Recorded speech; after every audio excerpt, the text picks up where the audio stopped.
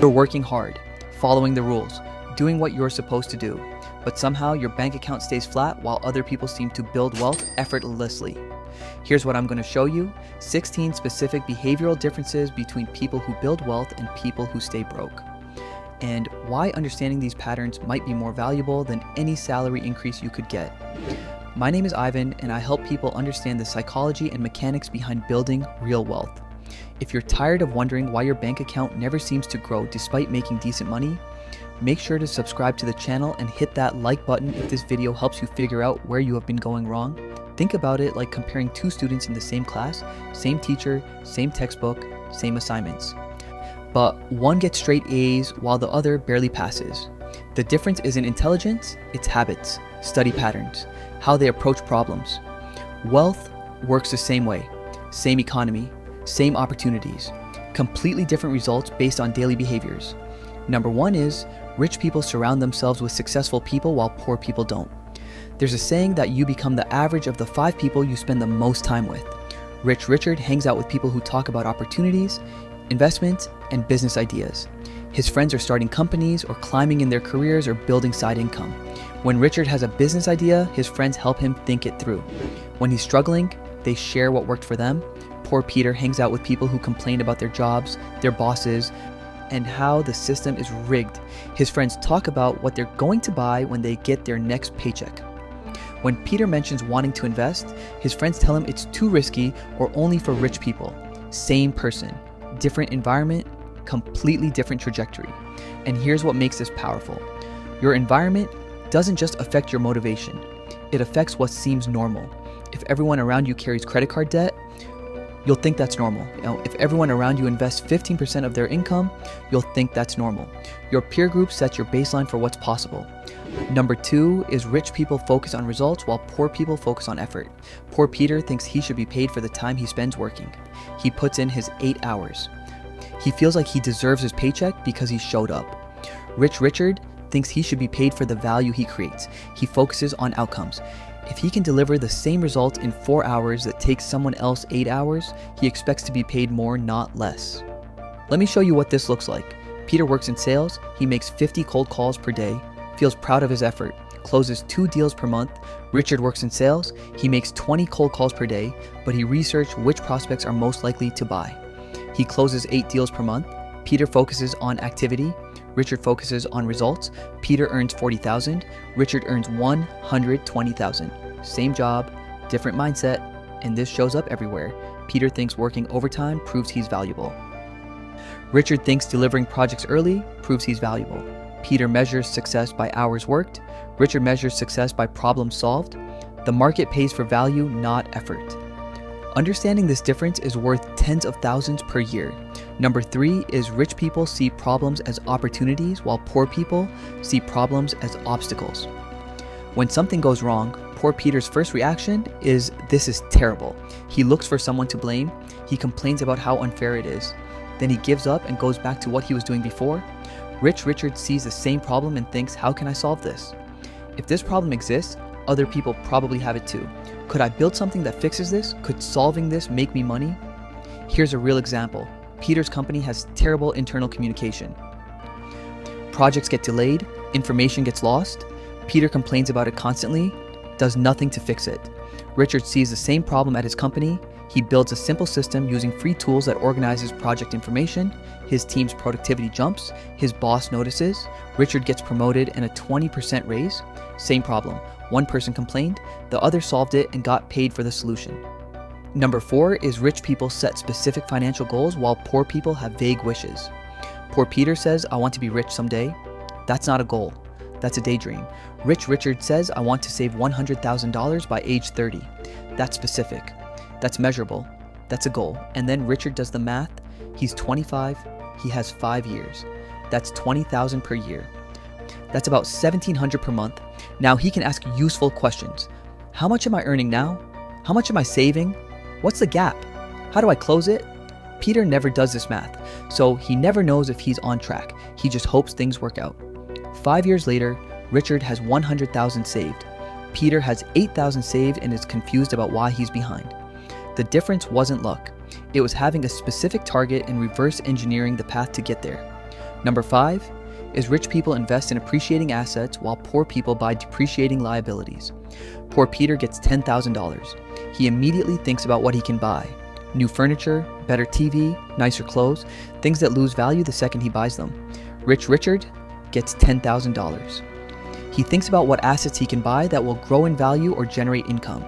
Index funds, rental property down payment, equipment for a side business, things that will be worth more in 5 years than they are today. Let me show you the 10-year math. Peter spends his $10,000 on a used car.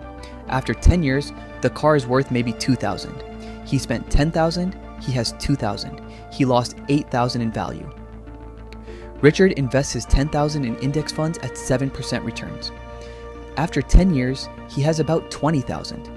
He invested $10,000. He has $20,000, he gained $10,000. Same starting amount, $18,000 difference from one decision.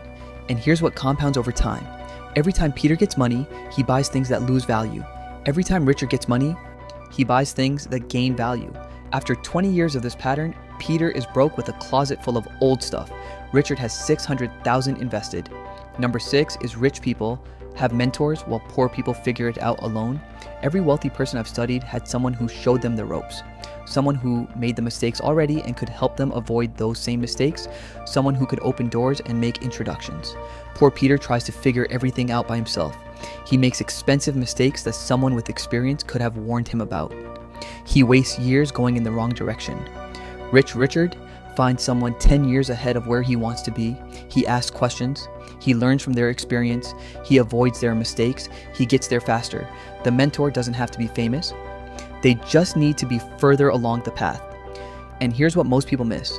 Mentorship isn't formal. You don't need to ask someone to be your mentor officially. You just need to build relationships with people ahead of you and pay attention to how they think and operate. Number 7 is rich people prioritize health while poor people sacrifice health for convenience. Poor Peter eats fast food because it's cheap and quick. He doesn't exercise because he's tired from work. He's stressed all the time. He sleeps badly. His health deteriorates slowly. His energy drops. His medical bills increase. Rich Richard spends money on good food. He exercises regularly. He manages stress. He sleeps 7 to 8 hours. He stays healthy. Here's why this matters financially. Better health means better energy. Better energy means better performance at work. Better performance means higher income. Plus, avoiding health problems saves tens of thousands in medical costs over a lifetime. Peter saves $5 per meal eating garbage, but pays $50,000 in medical bills over 20 years from preventable conditions. Richard spends $15 per meal on quality food, avoids the medical bills, earns more because he has more energy. The health investment pays for itself many times over. Number 8 is rich people think both while poor people think either or. Poor Peter has $50. He wants a new video game that costs $50. He also wants to take his girlfriend to dinner, which costs $50.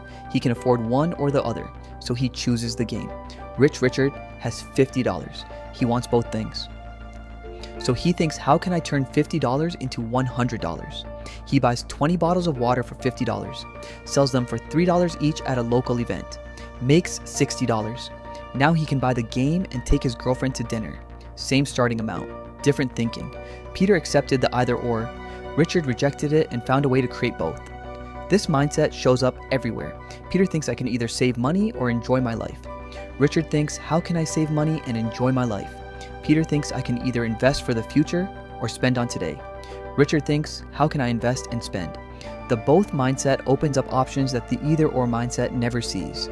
Number 9 is rich people read constantly while poor people rarely read for self-improvement. Warren Buffett reads 500 pages per day. Bill Gates reads 50 books per year. Mark Cuban reads 3 hours per day. Elon Musk learned to build rockets by reading textbooks. Meanwhile, only 1 in 50 people struggling financially read for self-improvement daily. Here's why this gap matters. Every book contains someone's 10 or 20 years of experience compressed into 10 hours of reading. You can learn in one weekend what took someone 2 decades to figure out, but only if you actually read. Poor Peter watches TV for 3 hours per night.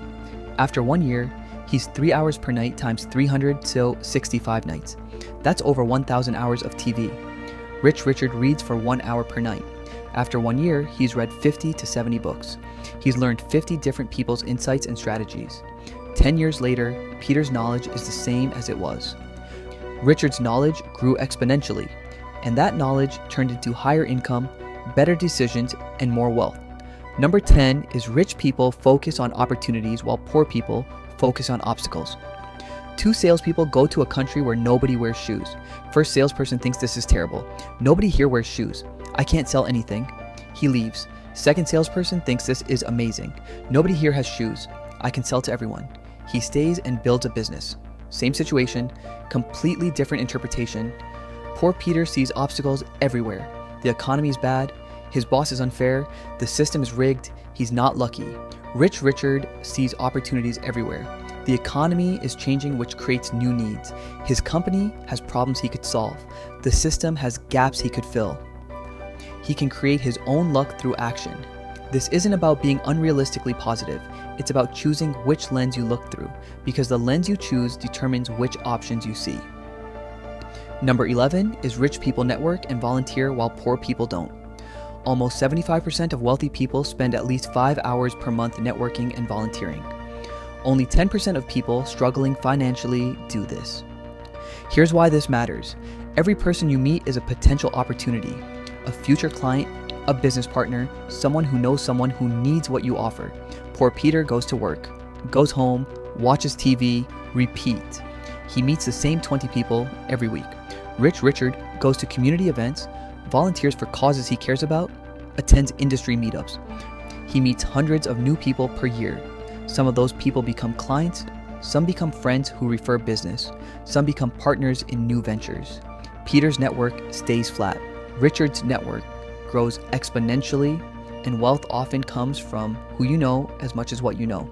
Number 12 is rich people make their money work for them while poor people work for money their whole lives. Poor Peter earns money and spends it. His money disappears. Next month, he has to earn more. He's on a treadmill that never stops. Rich Richard earns money and invests it. His money makes more money. Eventually, his investments generate enough income that he could stop working and still be fine. Here's the math. Peter earns $60,000 per year, spends $60,000 per year, works for 40 years. At the end, he has Social Security and whatever his company pension provides if he's lucky. Richard earns $60,000 per year, spends $45,000 per year, invests $15,000 per year. After 30 years at 7% returns, he has $1.4 million invested. That generates about $100,000 per year in returns. Richard can stop working at 55. Peter has to work until 65 or 70. Same starting income, completely different outcomes. Number 13 is rich people are smart with large amounts while poor people are only careful with small amounts. Poor Peter clips coupons to save $2 on groceries, but then wastes $5,000 on a vacation he put on a credit card. He's penny smart, but dollar stupid. Rich Richard doesn't stress about the $2 coupon, but he's extremely careful about large purchases. He negotiates his salary, he shops around for insurance, he invests in education and skills that increase his income by thousands. Peter optimizes the wrong things, saves $5, wastes $5,000. Richard ignores small amounts, optimizes large amounts, saves $5,000. Over 10 years, this pattern creates a $100,000 wealth gap from making better decisions on things that actually matter. Number 14 is rich people focus on net worth while poor people focus on income. Poor Peter brags about his $60,000 salary, but he has $30,000 in debt and zero savings. His net worth is negative $30,000. Rich Richard makes $50,000, but he has $80,000 saved and no debt. His net worth is $80,000. Peter thinks he's doing better because his salary is higher.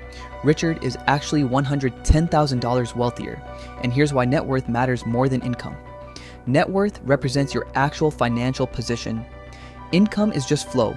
You can have high income and low net worth if you spend everything.